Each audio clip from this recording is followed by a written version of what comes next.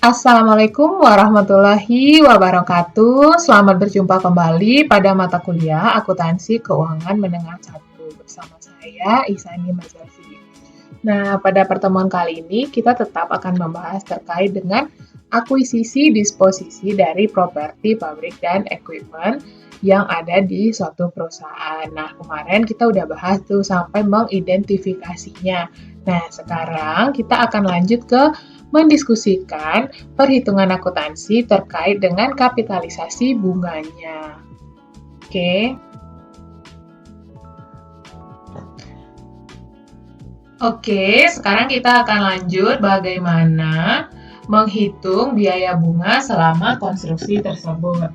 Nah, perhitungan yang tepat untuk biaya bunga ini menjadi suatu problem bagi suatu perusahaan yang melakukan konstruksi. Nah, di dalam proses menghitung bunga yang timbul akibat pembiayaan terkait dengan proses melakukan konstruksi, ini ada 3 pendekatan.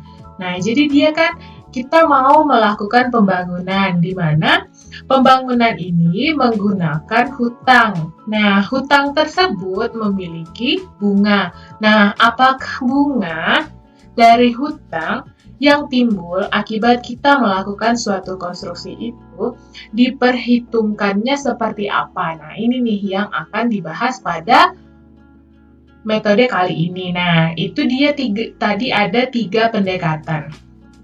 Nah, yang pertama itu mengkapitalisasi tanpa biaya bunga selama konstruksi, di mana bunga itu dia dianggap sebagai biaya pendanaan, bukan merupakan terkait ke biaya konstruksinya. Ada pendekatan yang kedua yang mengatakan bahwa membebankan biaya konstruksi dengan semua biaya atas pendanaan yang digunakan, baik yang bisa diidentifikasi maupun yang tidak dapat diidentifikasi penggunaannya.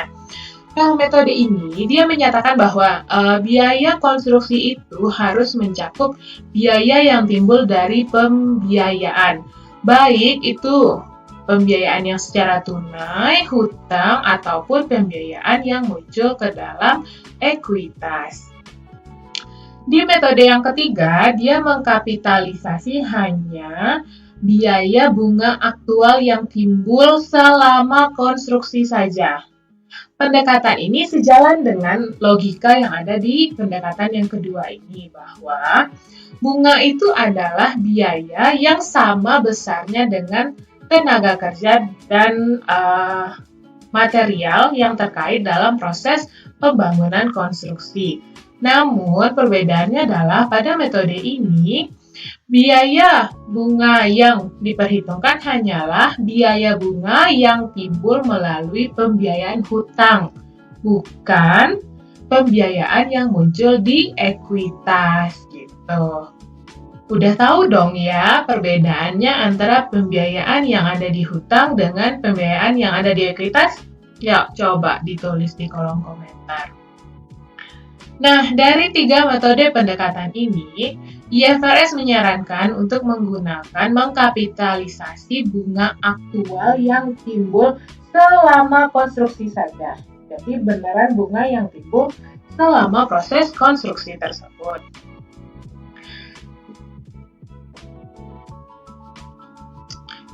Nah, alasan untuk pendekatan ini adalah selama konstruksi, aset itu tidak menghasilkan pendapatan. Nah, oleh karena itu, perusahaan dia harus mengkapitalisasi biaya bunga tersebut ke biaya dari konstruksi tersebut.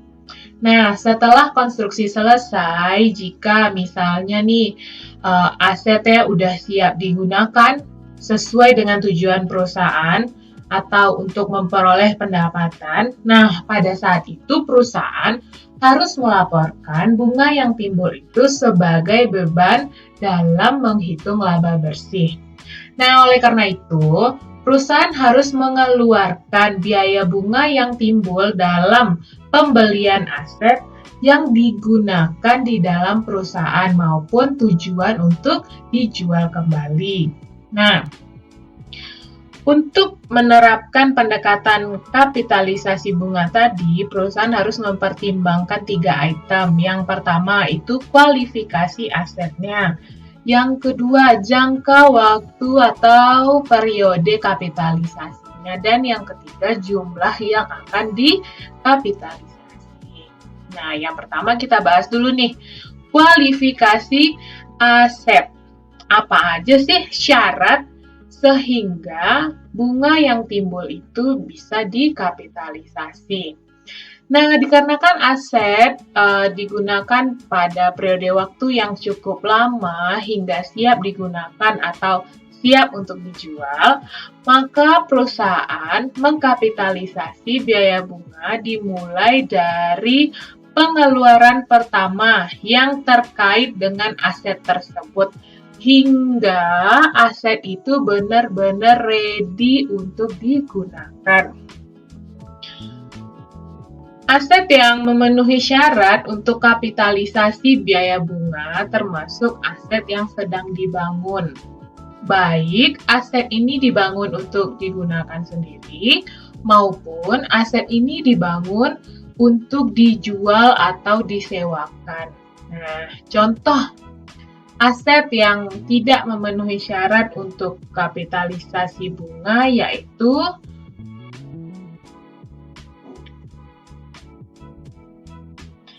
aset yang digunakan atau siap digunakan. Dan yang kedua itu ada aset yang tidak digunakan perusahaan dalam aktivitas pendapatannya. Nah, contoh dari kedua tipe ini termasuk sisa lahan yang belum dikembangkan, misalnya dia udah usang, atau dia sudah kelebihan kapasitas, atau perlu perbaikan, maka itu tidak termasuk ke dalam syarat di mana bunga yang timbul dalam proses pemerolehan aset tersebut dikapitalisasi. Tapi, jika benar aset itu diproduksi untuk digunakan oleh perusahaan atau aset tersebut dengan tujuan untuk disewakan atau dijual kembali, itu semua bunga yang terkait dalam proses pembangunannya dapat dikapitalisasi. Namun, pendanaan yang dihitung tersebut merupakan pendanaan yang berupa hutang, bukanlah pendanaan yang muncul di ekuitas. Nah, yang kedua tadi untuk dalam proses menerapkan pendekatan kapitalisasi bunga tadi, yang pertama kita udah lihat kualifikasinya, yang kedua itu jangka waktunya atau periodenya. Periode kapitalisasi itu adalah periode waktu di mana dimulai dari yang pertama, pengeluaran atas aset yang sedang terjadi tersebut. Semua pengeluaran atas aset yang sedang terjadi. Yang kedua, aktivitas yang diperlukan mulai dari menyiapkan aset hingga aset itu siap digunakan atau penjualannya dalam proses. Yang ketiga, biaya bunganya sedang terjadi. Nah, berakhirnya kapan? Ia berakhir pada saat secara substansial konstruksi ini sudah selesai atau udah siap digunakan atau udah siap mau dijual atau udah siap mau disewakan. Gitu. Terakhir, berapa nih jumlah yang akan kita kapitalisasi? Jumlah bunga untuk dikapitalisasi itu dia terbatas pada jumlah yang lebih rendah antara nilai bunga aktual dengan nilai bunga avoidable. Avoidable interest atau bunga yang dapat dihindari. Nah, bunga yang dapat dihindari ini apa nih? Yaitu jumlah biaya bunga selama periode yang secara teorinya dia dapat dihindari oleh perusahaan jika perusahaan tidak melakukan pengeluaran untuk aset tersebut. Nah, misal nih, sebelum kita masuk ke penghitungannya, misal begini. Misal biaya bunga aktualnya itu 100.000, terus bunga yang dapat dihindarinya 90.000. Maka perusahaan hanya bisa mengkapitalisasi yang lebih rendah, yaitu yang 90.000. Atau jika bunga aktualnya itu 200.000, sedangkan bunga yang dapat dihindarinya adalah 300.000. Berarti nilai bunga yang dapat dikapitalisasi adalah yang lebih rendah, yaitu yang 200.000. Nah, di dalam situasi apapun diingatkan kembali bahwa biaya bunga yang dapat dikapitalisasi hanyalah biaya untuk hutang, biaya dalam proses hutang, bukanlah biaya bunga yang muncul di ekuitas. Nah, untuk menerapkan konsep bunga yang dapat dihindari ini, maka perusahaan menentukan bunga potensial itu menggunakan metode akumulasi pengeluaran rata-rata tertimbang. Nah, sekarang kita lihat ya bagaimana akumulasi pengeluaran rata-rata tertimbang ini. Nah, dalam menghitung akumulasi pengeluaran rata-rata tertimbang, perusahaan menghitung pengeluaran konstruksi dengan waktu yang menimbulkan biaya bunga tersebut. Jadi hanya waktu yang terkait dengan pengeluaran konstruksi tersebut. Kita bakal lihat contohnya ya. Nih, sebagai ilustrasi kita lihat. Grup Henren dia memutuskan untuk membangun gudang yang diperkirakan membutuhkan waktu 17 bulan untuk menyelesaikannya mulai tahun 2019. Nah, perusahaan dia melakukan pembayaran berikut kepada kontraktor selama tahun 2019, yaitu 240.000 bulan Maret tanggal 1, 480.000 pada bulan Juli di tanggal 1-nya, dan 360.000 di bulan November di tanggal 1-nya. Nah, perusahaan menghitung akumulasi pengeluaran rata-rata ini untuk tahun yang berakhir 31 Desember 2019 sebagai berikut. Nah, kita lihat nih. Ren hanya menghitung pengeluaran dengan jumlah waktu yang dapat menimbulkan biaya bunga tersebut. Misal yang di tanggal 1 Maret. Ren ini dia hanya mengaitkan biaya bunga 10 bulan yang terkait dengan pengeluaran tersebut, karena bunga yang akan kita bayarkan hanyalah dari tanggal 1 Maret hingga 31 Desember. Di tanggal 1 Juli 6 bulan, yaitu dari 1 Juli hingga 31 Desembernya. November hanya 2 bulan, yaitu dari tanggal 1 November hingga 31 Desember. Nah, selanjutnya, setelah kita tahu nih berapa jumlah biaya yang akan dikenakan tersebut, maka kita harus tahu berapa bunganya. Karena jumlah yang akan dikenakan tadi akan kita kalikan dengan interest rate-nya untuk mendapatkan berapa jumlah bunga yang bisa dikapitalisasi ke dalam harga perolehan sebuah konstruksi tersebut.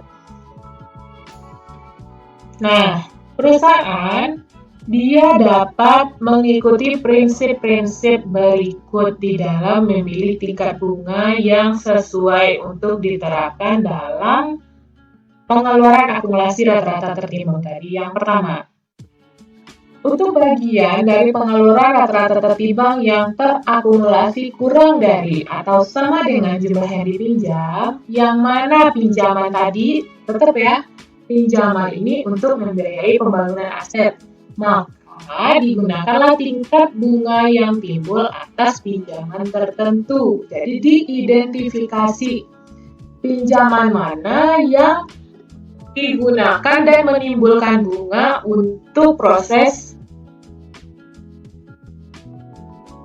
pembangunan tersebut. Nah, terus yang kedua, Untuk bagian dari akumulasi pengeluaran rata tertimbang yang lebih besar dari hutang yang timbul secara khusus untuk membiayai pembangunan aset, tetap ya, ini hanya untuk proses pembangunan aset digunakan rata-rata tertimbang suku bunga yang timbul dari semua hutang lainnya selama periode tersebut. Nah, untuk lebih memahami, sekarang kita lihat contohnya. Ini dia contohnya.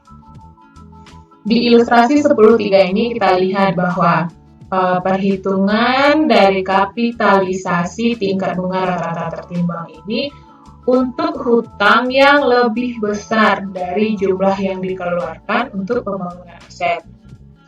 Nah, kita lihat di sini ya.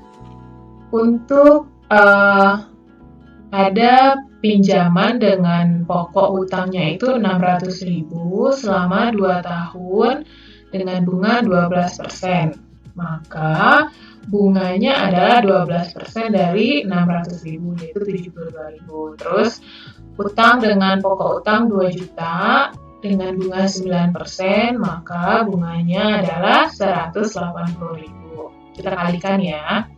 7,5% untuk pokok hutang yang 5 juta, maka bunganya adalah 375.000. Dari total bunga yang harus kita bayarkan atas hutang ini, dapat kita hitung rata-ratanya bahwa total bunga yang kita bayarkan jika dibandingkan dengan semua total pokok hutang, maka tingkat bunganya tersebut adalah 8,25%. Nah, dari sini kita udah tahu nih, ternyata berdasarkan penghitungan rata-rata tertimbang, interest rate-nya adalah sebesar 8,25%. Nah, tadi kita udah tahu interest rate-nya, kita udah tahu dasar pengali pembebanan jumlah biaya yang dapat dikapitalisasinya, dan kita juga udah tahu tadi ya kualifikasi dari yang dapat dihitung menjadi konstruksi tersebut. Maka secara komprehensif kita lihat contoh si Shala Company ini. Pada 1 November 2018, Shala Company dia mengontrak Paver Construction untuk membangun gedung senilai 1.400.000 di atas tanah seharga 100.000, di mana tanah ini dibeli dari kontraktor. Shala melakukan pembayaran sebagai berikut secara bertahap sehingga total di akhir tahun sebesar 1.500.000.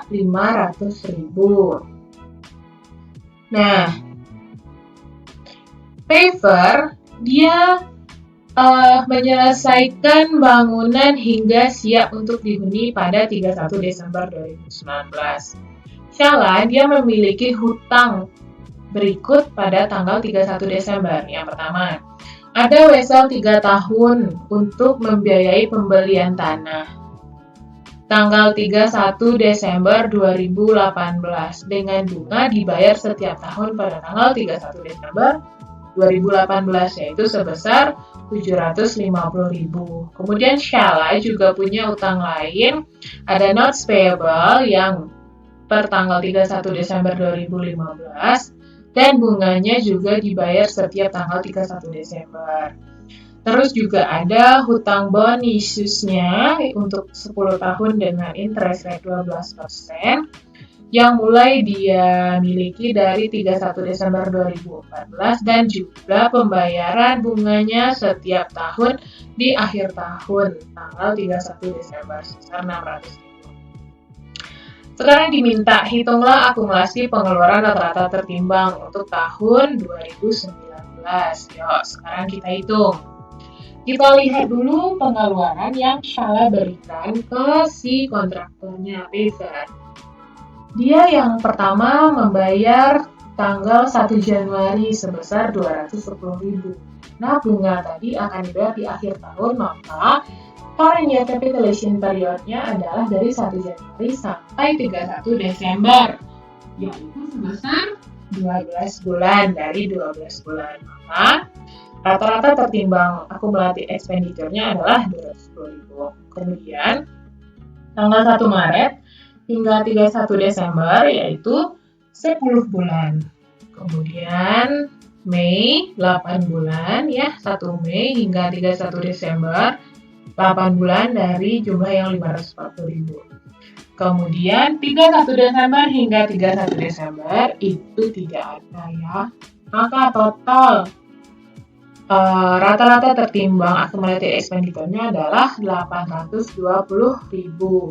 Terus sekarang kita udah tahu nih ya, dasar jumlah yang akan dibebankan dihitung ke dalam konstruksinya. Nah, sekarang bagaimana dengan bunga yang akan kita kalikan? Nah, kita lihat dulu, kita akan membandingkan antara bunga yang dapat dihindari dengan bunga yang dapat diidentifikasinya. Sekarang kita hitung bunga yang dapat dihindari.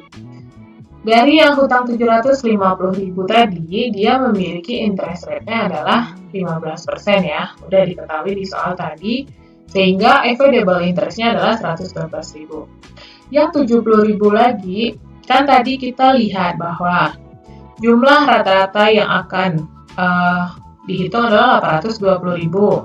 820.000 ini kita lihat kembali ke soal bahwa 750.000 memanglah hutang yang digunakan untuk pembelian tanah dan konstruksi bangunan tersebut. Sedangkan yang akan kita hitung adalah 820.000, maka timbul 70.000 dari jumlah hutang yang ini. Tentu untuk jumlah bunganya kita tidak tahu mau pakai angka yang mana, maka kita hitung weighted average interest-nya yang 70.000.